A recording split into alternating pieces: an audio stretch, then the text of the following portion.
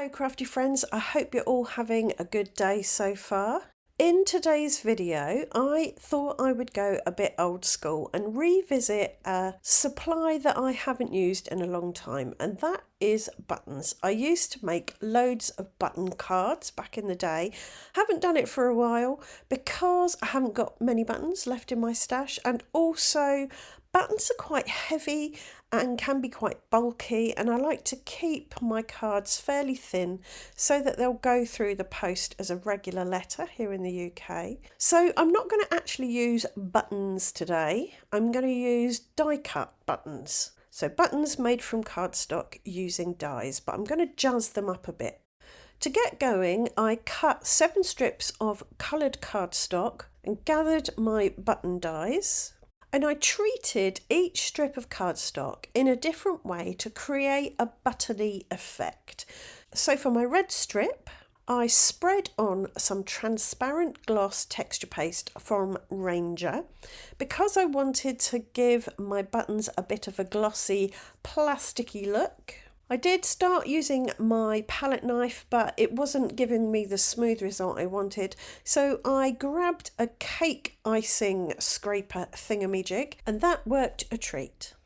So I set that aside to dry and grabbed my orange strip, and all I did with this was add some clear packing tape. I did trim off the excess so that it didn't end up gumming up my die cutting machine. For my yellow strip, I used some Cosmic Shimmer Sparkle Glitter Texture Paste, I think it's called. It's basically a glitter glue. And again, I scraped it on with my cake icing scraper thing. And this was just to give these buttons a bit of bling and a bit of sparkle and a bit of interesting texture. Obviously, using wet media like this, you need to make sure it's really dry before you do your die cutting. For a green strip, I used Nouveau Crystal Glaze and spread that out, hoping for a nice shiny finish. You could use glossy accents for this or any kind of glossy varnish.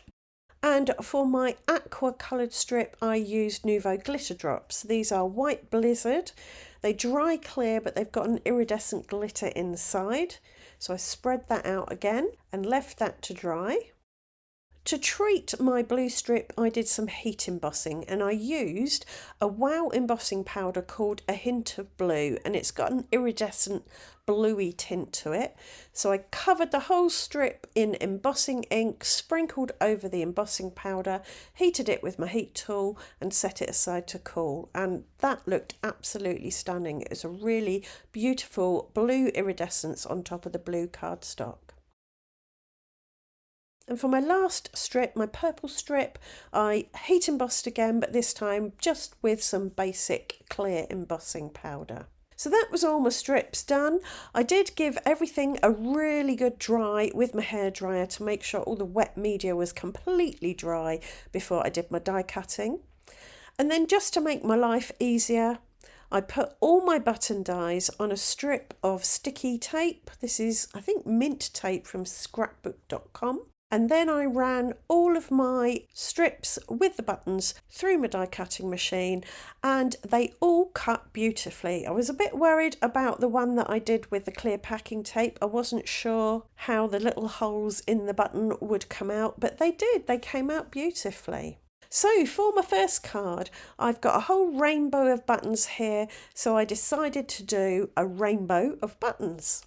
I started with a red arc, so I knew exactly where the rainbow was going to finish on my card, and then I worked down through orange, yellow, green and aqua. To stick them down, I used high-tack PVA, white glue, school glue, Elmer's glue, wood glue, whatever you call it wherever you are. It's that kind of glue. And I chose this because the glue is very tacky, so even while it's still wet, the things you glue it down with won't shift about. They just stay put. Once I'd stuck down all my buttons, I used scissors to chop off any overhanging bits, and then I used tape runner to adhere this card panel onto the front of a card. For a sentiment, I simply used VersaFine Onyx Black ink to stamp congratulations in a scripty font in the top left-hand corner. And here's a close-up of the buttons, and I think they look really lovely. For my second card, I decided to bust out an old favourite design, and that was to create some balloons on the front of my card. So I arranged a variety of size and a variety of coloured buttons in a balloon bunch-esque arrangement.